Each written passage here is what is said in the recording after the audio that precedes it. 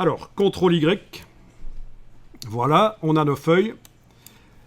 Alors, vous allez sélectionner tout. Voyons un peu comment ça se passe ici. Au niveau des groupes, oui, ce serait peut-être bien d'aller dans la palette des calques, voir ce qu'on a obtenu. Quand on a ramené la forme de la palette des formes dans l'autre document.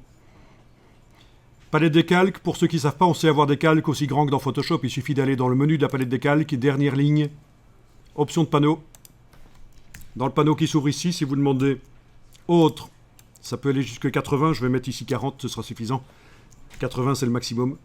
Voilà, vous avez des vignettes plus grandes, un peu comme dans Photoshop. Et quand vous ouvrez, c'est plus grand. Voilà. Bon, ben on a un groupe.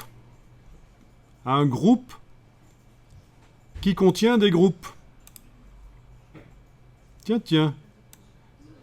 Qui contiennent eux-mêmes des groupes. Qui contiennent des groupes. Ah, finalement, on a quand même les tracés là. Bon, il y a trop de groupes. Hein. Ça, c'est typique quand on décompose, quand on vectorise, quand on décompose l'aspect. Et je vous rappelle que c'est ce qu'on a fait quand on a mis les brushes dans la palette des formes et qu'on les a ramenés. En fait, on a décomposé l'aspect.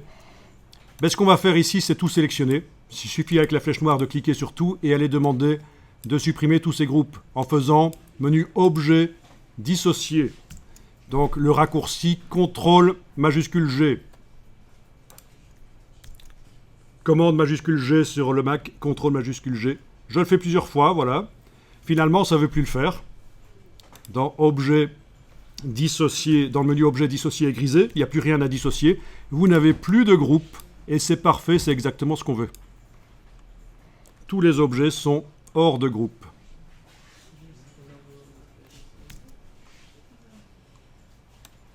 Bien.